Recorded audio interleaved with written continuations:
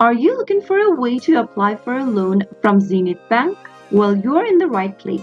In order to do so, first, open up a preferred web browser and go to the search box and type in zenithbank.com and search. Once you end up in the official site of Zenith Bank, go ahead and look for the Loans tab for personal, business, and so on. Once you click on the loans option, you'll be able to see several loans available. Select the type of the loan you want to apply for by expanding one of your choices. After you are done, click on the Apply Now button and fill out the loan application form with the required information. Select the category of your loan, enter the bank verification number, and click on Validate. Fill out all of the forms asked to you on the next page, and after you are done, you'll be able to apply for a loan on Zenith Bank. Once you submit the form, you'll need to wait for a response from their end. That was how you can easily apply for a loan from Zenith Bank in a few simple steps. If you found the video to be helpful,